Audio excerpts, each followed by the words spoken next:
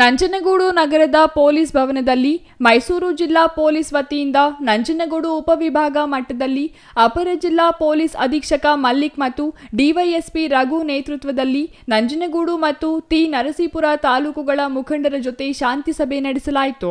ಹಬ್ಬದ ಆಚರಣೆ ವೇಳೆ ವಾಹನಗಳನ್ನು ವೀಲಿಂಗ್ ಮಾಡುವುದು ಮತ್ತು ಅಡ್ಡಾದಿಡ್ಡಿ ಓಡಿಸಬಾರದೆಂದು ಸೂಚಿಸಲಾಯಿತು.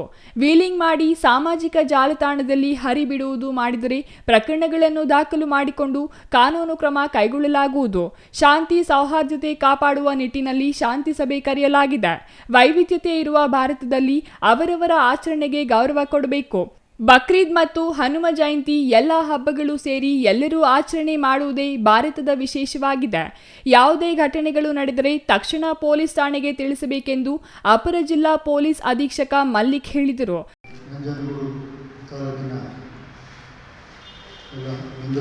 ನಮಸ್ಕಾರ. ಈ ಒಂದು ಸಭೆಯನ್ನು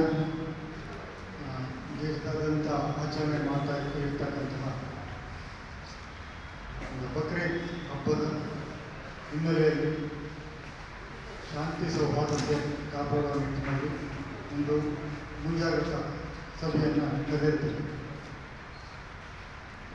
ಈ ಬರೋ 7ನೇ ತಾರೀಕು ಬಕ್ರೀದ್ ಹಬ್ಬ.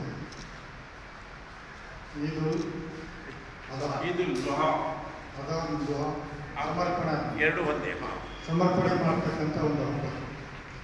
ದೇವರ ಮೇಲೆ ಇರ್ತಕ್ಕಂಥ ಅಸೀಮವಾದ ನಂಬಿಕೆ ಹಾಗೂ ಬಲಿದಾನ ಇದರ ಒಂದು ನೆನಪಿನಲ್ಲಿ ಮಾಡ್ತಕ್ಕಂಥ ಹಬ್ಬ ಇದಾಗಿರ್ತದೆ.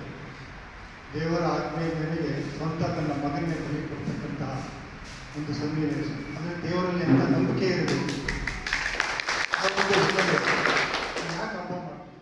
ಸಭೆಯಲ್ಲಿ ಡಿವೈಎಸ್ಪಿ ರಘು, ವೃತ್ತ ನಿರೀಕ್ಷಕ ಚಂದ್ರಶೇಖರ್, ಪಿಎಸ್ಐಗಳಾದ ಸುನಿಲ್ ಕುಮಾರ್, ರವಿಶಂಕರ್, ರವೀಂದ್ರ ಸೇರಿದಂತೆ ಪೊಲೀಸರು ಭಾಗವಹಿಸಿದ್ದರು.